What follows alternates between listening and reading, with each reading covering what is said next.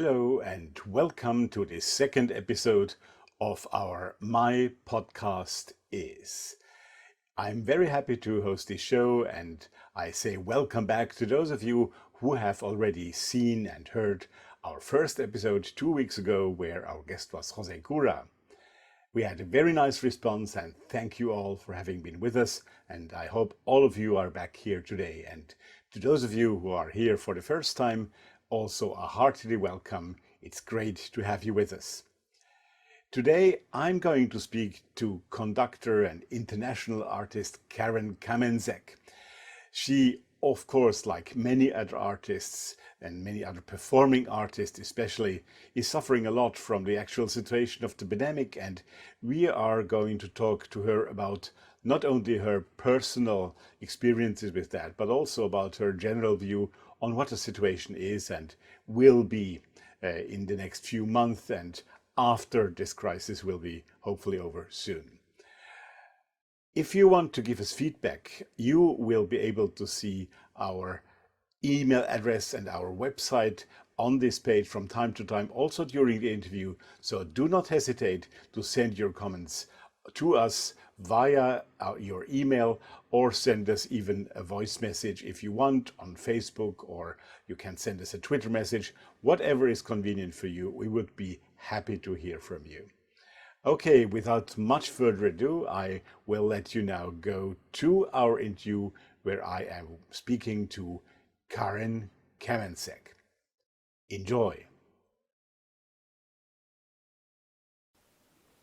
It's a great pleasure tonight to have Karen Kamensek here in front of our micro and camera for the My Podcast Is experience here. Good evening. Hello, Karen. Nice to have you here. Thanks. Nice to be here. Yeah, well, the reason we meet is, it's always a pleasure to meet, but the reason is quite a difficult one, because of course we try to find a little bit out with this podcast, at least now in those weeks where it's really crucial for all of us, how artists who normally are all around the world, who work basically really in many places all around the world, how they cope with that crisis. And I don't only mean economically or artistically only, but also how they see the whole crisis, how they find their own way through it, and hopefully how we all cope with it afterwards. So this is the subject of our talk today, and let me therefore just put the first question to you. As a conductor, of course, you always work with groups, and groups are something, orchestras, big ensembles in opera are something that have particularly been touched at a very early stage by this crisis, because, well, you can do solo recitals maybe, but it's really impossible to work in ensembles. How has it affected you personally? I don't only mean by the loss of engagement, but also as an artist. How do you live through that crisis? That's a very good question. I'm not sure I'm doing a very good job of it, actually. I mean, I notice that I go in waves, so a lot of it, my emotional down moments come with bad weather when I'm trapped inside. Right. So I've been lucky enough to spend the pandemic, the whole thing in the countryside. So I've been able, in spite of the harsh lockdowns in France, I've always been able to be outside freely. And that's been a big plus. And of course, being home has its perks. You really get to see if you like the place that you live and you like the people that you're living with, because usually if you're gone 200 days a year, it becomes very romantic how you see the home front. And generally, if my husband could come with me, you know, that was like vacation for him. And so this has been, I call it my unwanted sabbatical and my early test of retirement, except for retirement, I'm going to assume that I'm going to get an income to go with it. So Does a conductor does a conductor retire anyway? So that's another question. Yeah, it's true, and thank goodness, because after the financial hits, we'll be working a lot longer than we thought. Right. I don't know. You know, the first 2 or 3 months, I think I was, and many colleagues would probably concur, suffering from a bit of PTSD. You know, just you know, you're waiting for your agent to call, and now the agent's calling every day saying this is canceled, that's canceled, and the vacuum that caused in me was really strange, because since my 14th year I have never been unemployed, And now I couldn't get a job anywhere, even if I wanted to, as something else, if the idea even crossed my mind. And that's what I noticed, that I've become a woman of a certain age, where I'm in the middle of the career. And 20 years ago, when I just got my start in Vienna, the step before that was telling my agent, if we can't make the career lift off, I'm going to do something else, because I have this, desire to do all kinds of things and whatnot. And now that it's sort of been forced upon me, I can't think of anything else that I'd want to do. So I've always prided myself in being one of the conductors who does really big events, and I love the more people, the better. And I luckily have a technique that I can do that, and I enjoy the challenges that come with that. But those are the first things that go and the last things that come back. So I have, during the pandemic, done 4 weeks of concerts that were done for streaming, and that was in October and November in Sweden and then in France. And that was really good. However, it still felt really empty, because in Sweden, we did the performances for 50 people who were just looking up at us with tears in their eyes, because they were so happy, and we were crying on stage too, because we were so overwhelmed. I'm not sure we were happy. We were, musicians analyze the whole time. Even when they're performing, they're analyzing this and feeling the room. And then when we did the streaming, I have to say it took me a few days to recover from that, because it's not why we do it, and it's hard to bring up the energy to do it for an audience that isn't there. So I admire even more the actors who do it every day. And coping, a lot of yoga, a lot of crying when need be, a lot of screaming when needs be. I'm angry a lot of the time, but I can't figure out what I'm angry at. I take comfort in the fact that all my colleagues are in the same boat as I am, and I try to keep my complaining in check, because I know that a lot of people have it a lot worse. So yeah, sure. You mentioned two things that I would like to dig a bit deeper. You talked about technique, and I talked on episode 1 to a singer, to Jose Cura, and he said, of course, with a singer that might be very different. He doesn't get the training that he needs, the regular training, because at some point you just lose interest when you don't have to perform next week. You just don't do the regular training that a singer needs. But how is it for a conductor? I remember the story we all had about Carlos Kleiber, about the great Carlos Kleiber, who didn't conduct very often. And sometimes, I must say, in the first rehearsals when he came to Vienna and did something, you could feel that he was a bit insecure, because he just didn't have the training, right? Do you expect or even experience something like that as well? I was a little nervous. So I didn't conduct from March 8th until October 16th. So that's the biggest break I've ever had in my life. And I was like, wow, did I forget it? But it's like riding a bike, actually. And I think at least I'm the kind of conductor who does a lot of visualization. Right. Like I would never think to conduct in front of a mirror. My mother asked me that recently. Well, are you practicing your moves? I'm like, Mom, I don't have moves. I like that one. I learned the beat patterns when I was 14, and they haven't changed since then. And so, no, I don't. But I do have to say that I do visualize a lot. So I trust my body. And, with the years, you learn, as a young conductor, you don't learn this until you've landed on your face a few times, that less is more. So the less you do, and conducting is such a weird profession anyway. It's true, we can't practice on an instrument at home.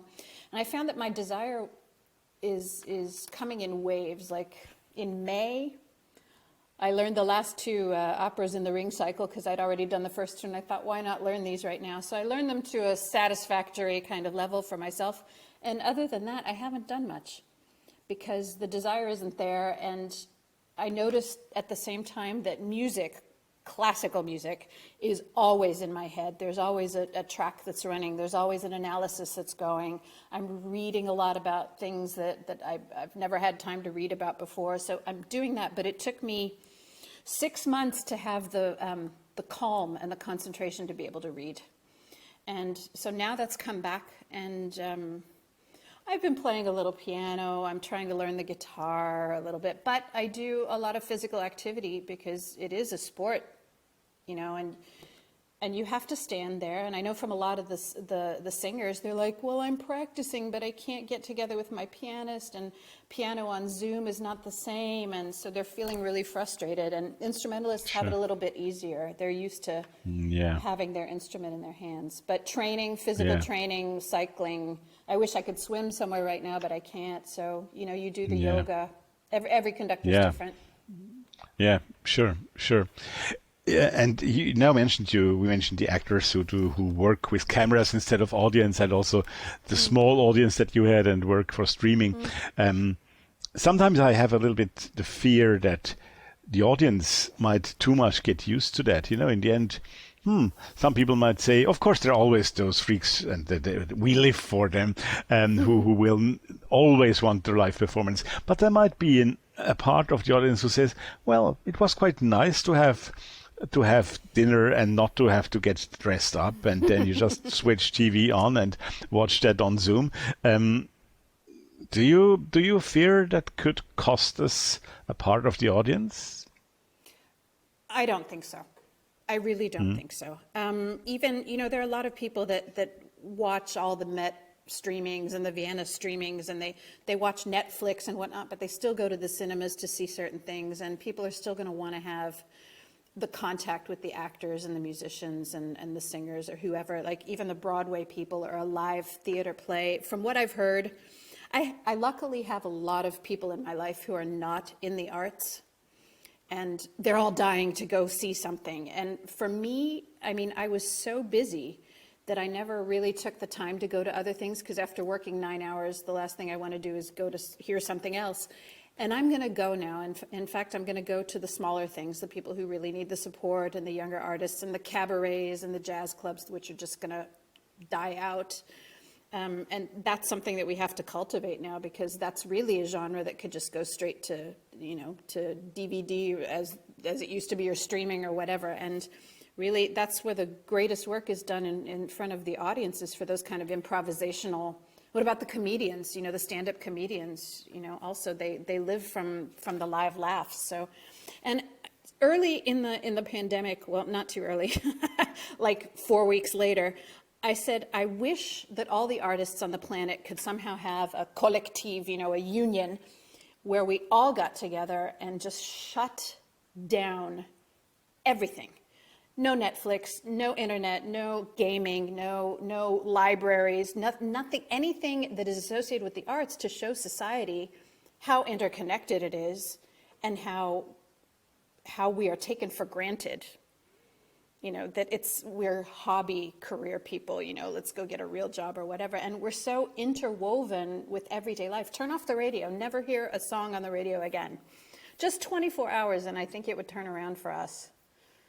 Okay, interesting. Yeah, you're certainly right, but an interesting point of view. Now you know both sides of the Atlantic also, of course, because you live in Europe, you have American roots. In this crisis for the arts, where do you see the differences? Do you see differences? And if so, what are they? Oh, gosh. In the United States, as far as I can see, it's a full stop. Yeah. And I know from colleagues now, some symphony orchestras are doing streaming events of smaller things like they're doing over here, but it's just started within the last 3 months. And here in Europe, it started right away. Let's find a solution right away.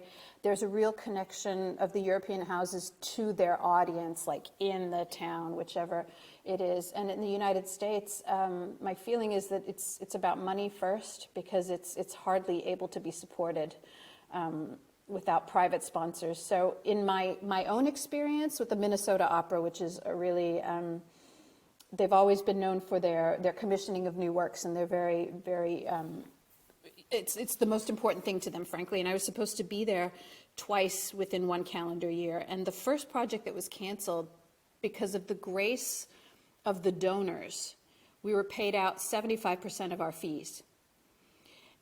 And not many companies did that in the United States, if at all. So that was exemplary, and things are still canceled there. They're trying to get things on their feet, but it's just taking a lot longer. And I can't really get a handle on how bad the COVID situation is there because I'm just not there. Sure. But, of course, yeah. But as far as I know, all my conductor friends are sitting on their hands, so to speak. You know, little things have popped up. Houston Grand Opera's done a couple of things. Dallas was trying, but then there was a COVID outbreak, and Chicago, as far as I know, are doing. Everybody's doing smaller things, or Lieder, A little bit, Abende. You know, and in Europe, I just feel like the whole meaning of culture is a little bit more in your face than in the United States. Yeah. Now, this podcast has as a subtitle the pandemic and beyond. So let's look a bit beyond, right? Well, I'm not going to ask you when this is going to finish. We all don't know. But do you think things will have changed after that? Do you think that, we come out of a crisis stronger, or will we, as an artist's world, be weaker? What did we learn, and what should we learn that this doesn't happen again? I'm not talking about the pandemic, but that what it caused will not happen again. Yeah, I don't think there's I don't know if there's a better solution in a crisis like this than what they did. I think once the scientific studies were proven that really no infections were happening in theaters where a hygienic concept was being enacted, they should let us open with tough controls, because if anyone's going to follow directions, it's a classical music audience. They're there to sit and look straight ahead, and you tell them to walk in one aisle, they're going to go. And the musicians are the same, and everyone is very respectful. We're not, a tightly packed rock concert or a sports event. If they say there have to be 2 seats between us and there will be seating plans like, boarding an airplane, now we do these rows and those rows, they'll do it because they want to come in. So I think that will definitely be around for a long time. I think, all this, the disinfecting will happen. I think we'll have to ventilate a lot more so that we can avoid this. I mean, I think back to March with my last concert, and there were people coughing in the audience. It was March 8th, and I kind of heard that things were happening, but I was ignoring it because I had work to do, and that was it. And then I looked out that last day, and I was like, there's 1,700 people in this place, and the concert was pretty much sold out. And I kind of went, this is a big cesspool. But it's always been a cesspool. So I think people will have to take a little more responsibility for themselves. And I think it will teach us a lot of things about distancing and how we get close to people. If we have to give the hand every single time we see someone in the course of a day or whatever, that will all change. But I think, artists are resilient and the arts are resilient. So I think those of us that are active in the profession will be coming back with a fire under our butts. We'll as soon as they give the get-go, there's going to be stuff popping up everywhere. And the same is to be said for the restaurant business. Hasn't that been the case with the arts all the time, that you always have to prove yourself anew? And absolutely. So what do you think will come out of that? I've been a real advocate of Darwinian philosophy lately, survival of the fittest. And we're going to swim like sharks, and we'll have to rebuild and pick up the pieces as we go along. But that's what we're known for. That's from historically Greek times and the Roman times. It's always been that way. The greatest warriors slept along some troubadour to entertain the troops or whatever the whole time. And we're here to do the same thing. So that function in society has not changed. And I think we in the middle to older generations will definitely have to reach out to the younger generations even more than we have in the past. I mean, I think some places are more exemplary with music education than others, but I think the youngest artists who have no savings to fall back on right now and still have a passion to do this work, I think we need to support them a lot more and include them in concerts, even if it's with more seasoned artists where, perhaps have 2 soloists on a program instead of just one, to give people a chance to recover and to give them some exposure. And we're going to have to because hang that's together. That's a fear I have, that the small houses might, in Europe now I say, suffer more than the big ones, because somehow they get the support from the big organizations, etc., etc. But we need those small places also to get the young people, I mean the actors, the singers, everybody to get on stage and to become the stars of tomorrow.